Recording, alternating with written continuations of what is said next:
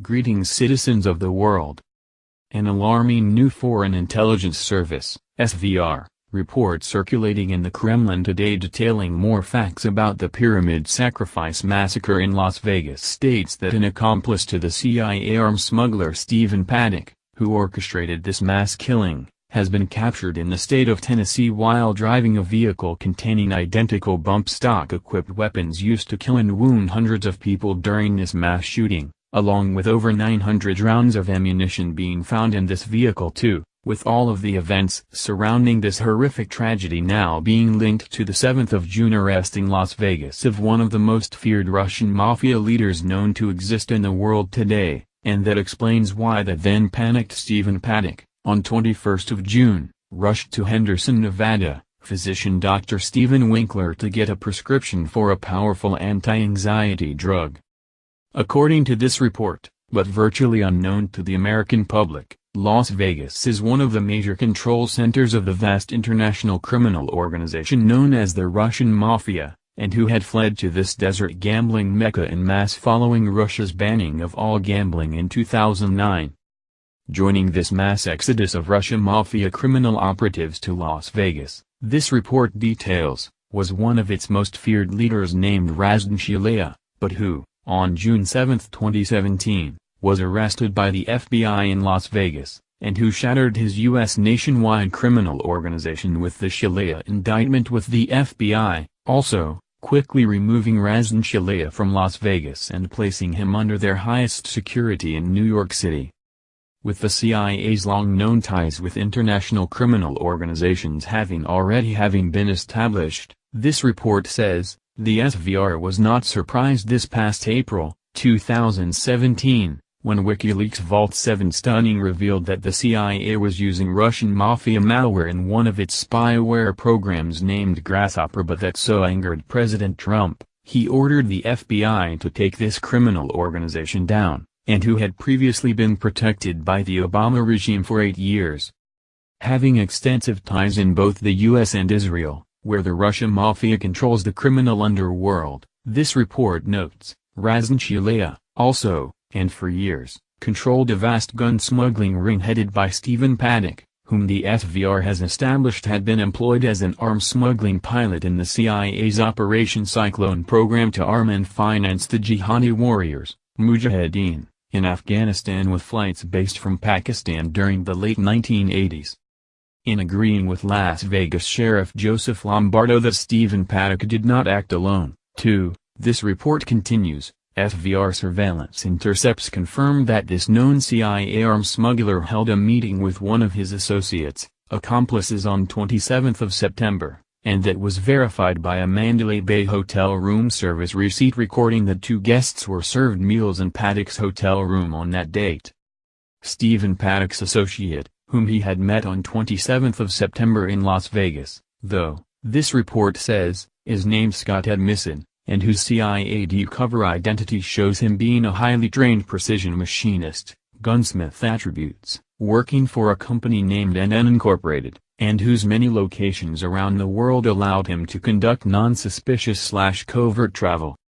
4 days after his meeting with Stephen Paddock in Las Vegas, this report continues, Scott Edmison, on 1st of October, was stopped by U.S. police forces in Washington County, Tennessee, where it was quickly discovered that his vehicle contained bump-stock-equipped semi-automatic weapons exactly like those used during the Pyramid Sacrifice Massacre and 900 rounds of ammunition, but with Michael Knight, a spokesman for the U.S. Bureau of Alcohol, Tobacco, Firearms and Explosives quickly stating, without being asked, and without investigation, that he didn't see a connection to recent mass shootings. As to the main, central SVR hypothesis, theory regarding Scott Edmison's association with Stephen Paddock, this report explains, is that he was a part of the estimated 4-6 gun runners working for the CIA that transported weapons that were machine-modified, serial numbers erased, to various locations throughout the United States, and that included the last weapon ever bought by Stephen Paddock, on 28th of September, described as a Ruger American .308 bolt-action rifle, and that has not yet been found.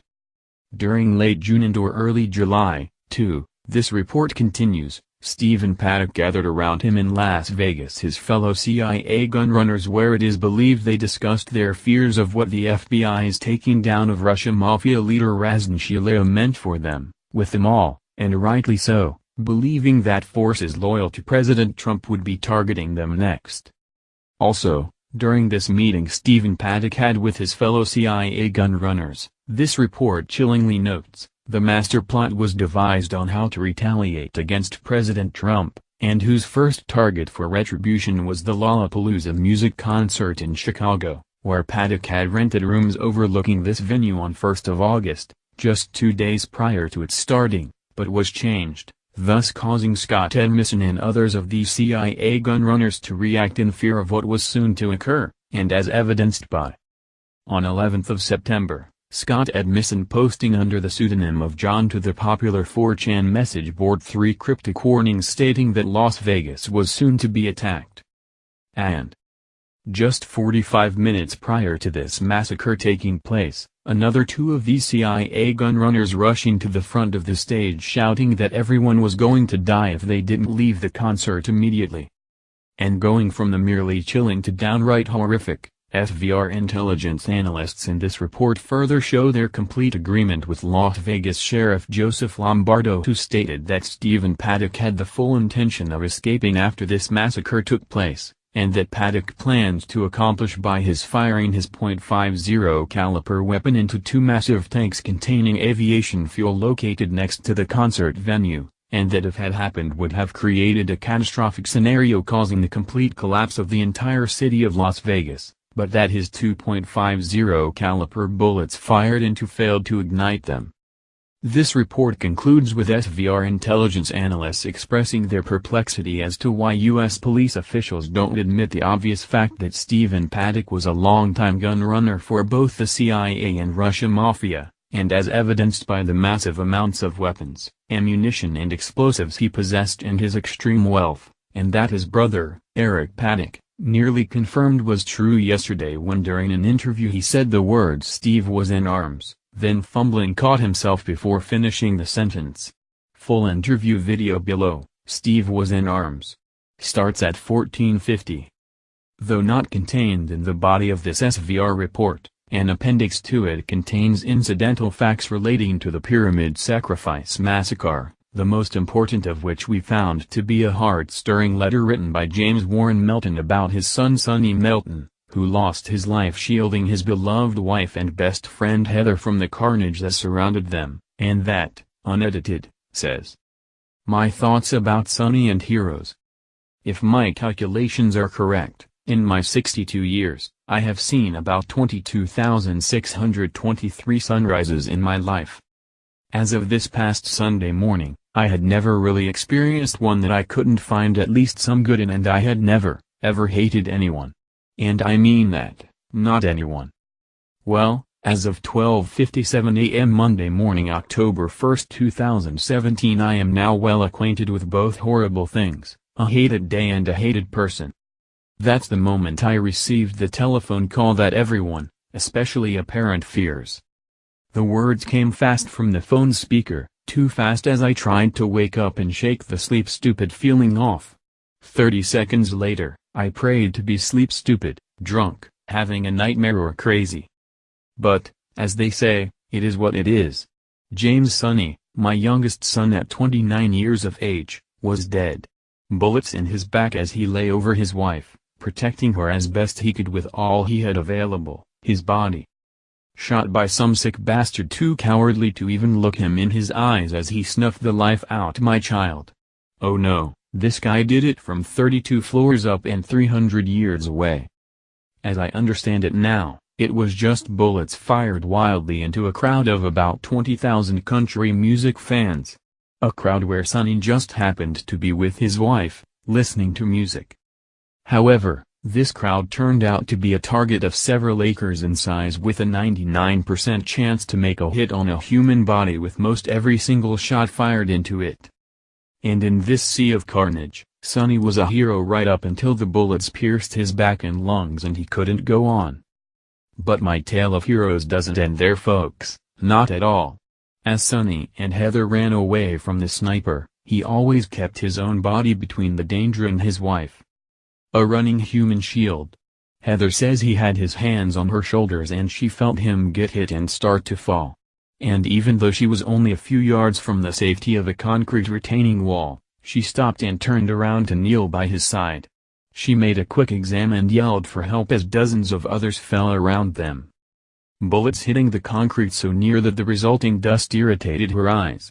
But she stayed right there and started CPR there out in the open on the cold ground in a last-ditch chance to save her husband. Don't you see, Heather is a hero also. Protected by nothing more than the grace of God's invisible hands, she stayed with him, and I'm comforted now knowing my son didn't have to die alone. And that's not all. Suddenly out of the blue came two more angels. These angels were in the form of two young concert-goers who chose not to hide or run away. These two guys braved the hell of that killing field that must have resembled the Marines landing on Omaha Beach. They ran to Sonny and Heather, picked him up and carried him all the way to their pickup truck. There, they loaded Sonny and two other victims into the bed of the truck and raced to the closest hospital. One guy driving, the other helping Heather give CPR to Sonny. We don't even know these guys' names. They asked for no praise or reward. They just said they were sorry they couldn't have gotten to Sonny quicker. They are heroes. But, it just wasn't enough. Heather cried as hope slipped away and the doctors in the ER pronounced him dead. Sonny was an ER nurse himself. Once when I asked him why, he just smiled and in a matter-of-fact way said, "I want to help save people's lives." Well, he lived up to that high standard until the very bitter end. I know I'm not the first to feel these horrible things, like grief and loss, and I'll certainly not be the last, but I sure wish I could be. Because it hurts. Man, I mean it really hurts. A few years ago, I had a really good friend who was an American Indian. Now dead from the cancer that robbed him of life in the end. His people have a prayer that he often recited that always touched my heart. I can't remember it word for word, but I have repeated it often in my own words. Please God, let me live honorably, and when I take my last breath, let me die standing tall protecting my family. I haven't had the opportunity to finalize those words yet for me, and it may not even be in my future. But Sonny did. He stood the final test. He was just a good guy, doing what good guys do. He was a hero. I truly thank our Lord that we had Sonny for these past 29 years, and I like to believe I even helped him a little grow into the great young man he was. Susan, Janie and I made the 5-hour flight to Las Vegas without a total breakdown only because of the employees of Southwest Airlines who went above and beyond to help. One flight attendant even took us by the hands to his personal car and drove us to find Heather in this strange city. I say this so that I don't lose sight of the fact that there are also good people everywhere. My hatred of the shooter may diminish given enough time. Again, I'm not the first to bear this burden. But right now, that's not an option. As an ex-cop, I share the frustration of the SWAT officer we heard about who was crying because the shooter killed himself before the cops could breach the door and take care of that ugly business themselves. Like I said, a coward. To all the folks who have tried to call or text me or Janie or Susan, please don't be mad if we didn't answer. Or if I've misspelled words in this letter. It's difficult to see clearly through tear-filled eyes. We are all just overwhelmed right now. Prayers for Sonny, Heather, Susan and Janie and I are appreciated beyond belief. The grief has us now firmly in its relentless grip, and this evil day has lasted way too long. Once again,